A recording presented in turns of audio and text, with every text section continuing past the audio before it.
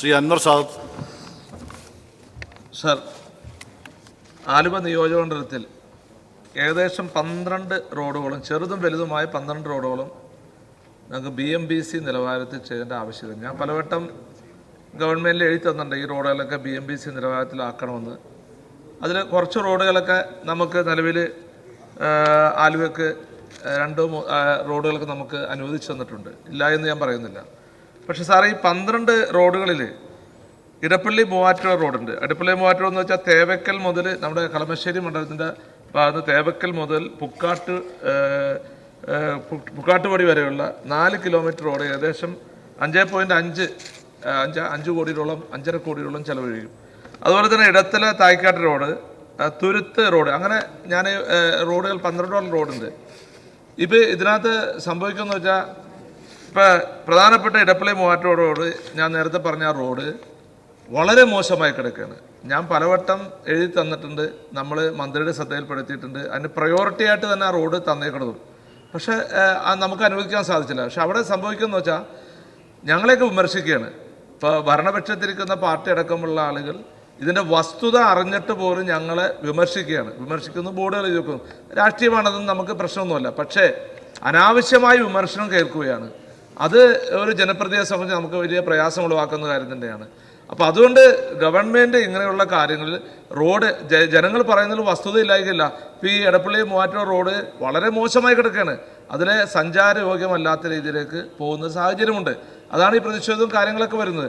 അപ്പോൾ അതുകൊണ്ട് ഇങ്ങനെയുള്ള കാര്യങ്ങളിൽ റോഡ് നമുക്ക് പണി പൂർത്തിയാക്കേണ്ടത് അത്യാവശ്യമുണ്ട് സാർ. അതുപോലെ തന്നെ ഇപ്പോൾ ഞങ്ങൾക്ക് ഇപ്പോൾ അവിടെ റോഡ് അനുവദിച്ചൊരു ഫണ്ടുണ്ട്. ആലുവ SP ഓഫീസ് മുതൽ ആലുവ മൂന്നാർ റോഡ് MES കവല വരെയുള്ള റോഡിന് ഫണ്ട് അനുവദിച്ച് ടെൻഡർ ചെയ്ത് കഴിഞ്ഞു. പക്ഷേ ഈ കോൺട്രാക്ട് യഥാസമയത്ത് അത് പണി തുടങ്ങുന്നില്ല. ഇപ്പം മഴ എന്ന് കാരണം പറയുന്നു. അതിനു മുമ്പ് ബന്ധപ്പെട്ട ഉദ്യോഗസ്ഥന്മാർ അത് ഇംപ്ലിമെൻ്റ് ചെയ്യാനുള്ള പ്രഷറും നമ്മൾ പലപ്പോഴും പറയുന്നു, അത് യാഥാർത്ഥ്യമാക്കാൻ സാധിക്കുന്നു. അപ്പോൾ അതുകൊണ്ടും അതിന് സ്വാഭാവികമായിട്ട് ഇതെല്ലാം കേൾക്കുന്ന ജനപ്രതിനിധികളാണ്. അതുപോലെ ഞങ്ങളുടെ തോട്ടുമുഖം മുതൽ നമ്മുടെ മണലുമുക്ക് വരെയുള്ള റോഡുണ്ട്. മണലുമുക്ക് റോഡ് ഇപ്പം കിൻഫ്ര പദ്ധതിക്ക് വേണ്ടി അത് റോഡ് ഇങ്ങനെ ബ്ലോക്ക് ആയി കിടക്കുകയാണ്. ആ റോഡ് വളരെ മോശമായി കിടക്കുകയാണ്. അപ്പം അന്ന് അതിന്റെ ബന്ധപ്പെട്ട ചർച്ച നടക്കുന്നുണ്ട്. അത് ചർച്ച പൂർത്തീകരിച്ചില്ലെങ്കിൽ ഈ കിൻഫ്രക്ക് കൊടുത്തുള്ള NOC റദ്ദ് ചെയ്ത് ആ റോഡ് BMBC നിലവാരത്തിൽ അവിടെ ഫണ്ട് അനുവദിച്ചത് അത് ചെയ്യാനുള്ള സാഹചര്യം ഉണ്ടാക്കണം. അപ്പൊ അതാണ് പറയാനുള്ളത്. പിന്നെ ഞാൻ പറഞ്ഞില്ലേ, ഇതൊക്കെ സമയബന്ധിതമായി ഞങ്ങൾക്ക് ഇതിനുള്ള ഫണ്ട് തരുന്നില്ല എന്ന് പറഞ്ഞില്ല. പക്ഷെ ജനങ്ങളുടെ ഭാഗത്തുനിന്നും വലിയ പ്രതിഷേധം ഉണ്ടാകുന്നു. അത് ഞാൻ മാത്രമല്ല, പല ജനപ്രതിനിധികളും അതിന്. അപ്പൊ അതുകൊണ്ട് ബഹുമാനപ്പെട്ട മന്ത്രി, ഞാനീ പറഞ്ഞ എടപ്പള്ളി മൂവാറ്റുപുഴ റോഡ് തേവക്കൽ മുതൽ പുക്കാട്ടുപടി റോഡിന് മന്ത്രി സർ, ആലുവ നിയോജക മണ്ഡലത്തിലെ 12ഓളം റോഡുകൾ BMNBC നിലവാരത്തിൽ പുതുക്കി പണിയണമെന്നാണ് ബഹുമാന്യനായ ശ്രീ അൻവർ സാദത്ത് MLA സബ്മിഷനിലൂടെ ആവശ്യപ്പെട്ടിട്ടുള്ളത്.